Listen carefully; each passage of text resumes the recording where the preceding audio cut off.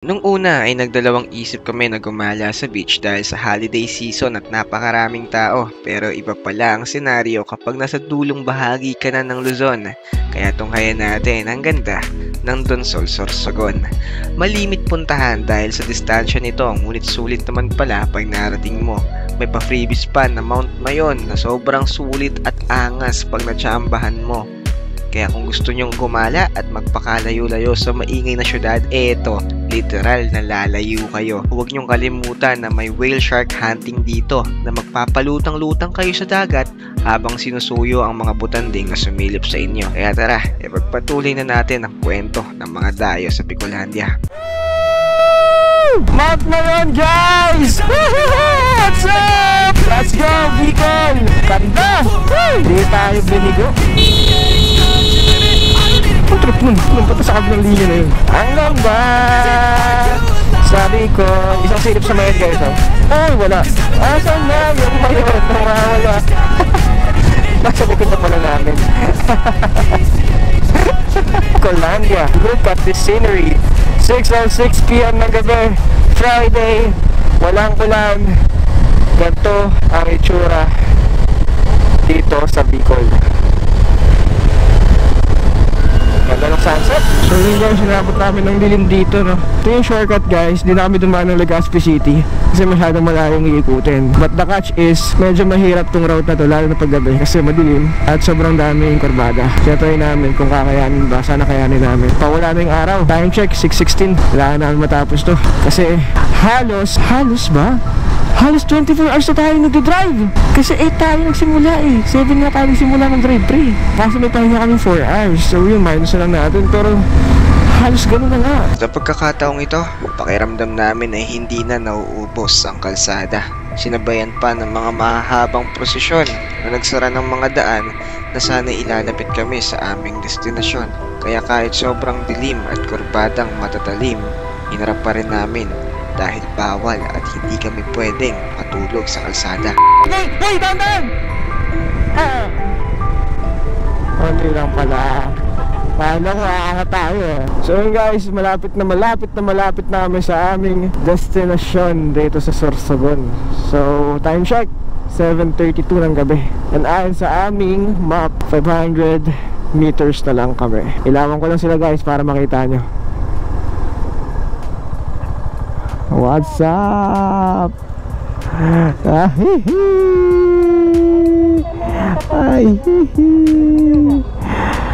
What's up guys? Thank Lord na nakarating tayo ng safe. All goods ang lahat ng kasama namin. So thank you Lord. Start kami ng biyahe ng 7. Nakarating kami ng 7. Ganun kami kalupit. So yan guys, na-wish na namin mga gamit namin. And see you sa loob. Okay? Yo, good morning guys. So, nandito na kami sa place ni Paring Gil. Ayan, so dito kami nag-stay last night. Dito kami natulog and pinaghandaan nila kami ng dinner and breakfast. So, thank you so much. So, ngayon pupunta kami sa kanilang beach para mag-enjoy. So, malapit lang sila sa Sibago Elementary School. Talagang tabi lang nila. Kinabukasan ay wala nang patumpik-tumpik pa. Pagkatapos mag-almusal ay nag-alsa baluto na agad kami para matikman ang dagat ng Barangay Sibago, Donsol, Sorsogon. Kailangan tawirin itong ilog na to. Kaya naman siyang lakarin basta low tide at langoy naman kapag high tide.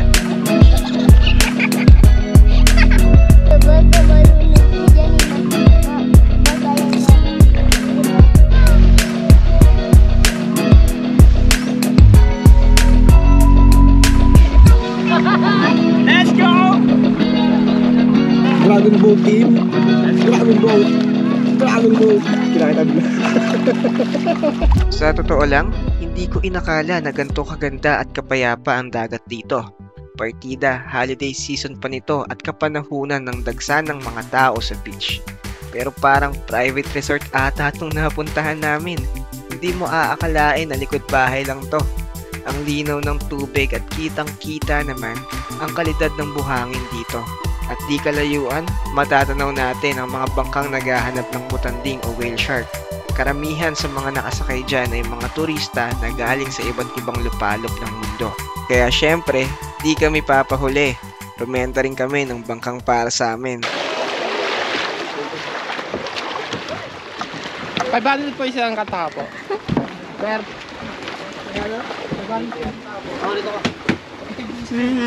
May live best friend. Kaya mabuhay tayo. Kuya layo. Pre, may first aid dyan pag nakagat ng butanding yun.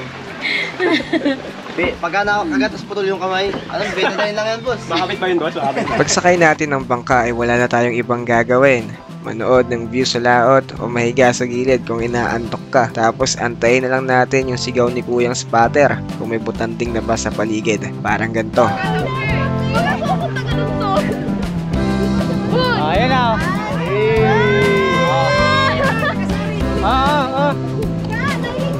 Berek mo, berek! Oo. Ika pa, pasiringan mo.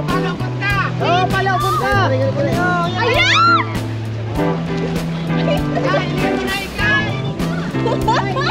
Oh, mabangga, mabangga. Mabangga! Ay! Ayan, nakita mo nung sorry yun oh. Oh, balikan ka naman. Sunod. Yun, ikot. Oh, masunailin dyan. Yo, what's up guys? So ito, pack up na kami. Today is Sunday. Araw ng pagkabuhay. At kami uuwi na sa Metro Manila. So thank you so much. Tita, thank you po. Bali kayo uli. Salamat po sa pag-abala. Fiesta, kaso January. January pa po. Okay po, pag may time po kami, balik po kami. Thank you so much, Tom. Okay guys, so let's go. Thank you kay Tita at Tito sa very warm welcome nila sa atin. Bye bye.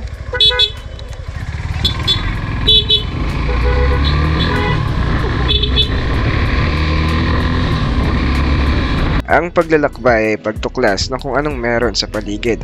Kakibat nito ay pagkilala sa iba't ibang tao na pwede natin makasalamuha. Isang matinding pasasalamat sa pag-aasikaso at pagpapatuloy sa amin dito sa Donsol, kagawad Tito Randy at syempre kay Tita Beth. Tunay kaming nag-enjoy, ngunit sa kabilang banda ay sobrang nabitin sa muling pagdayo namin dito sa Bicolandia.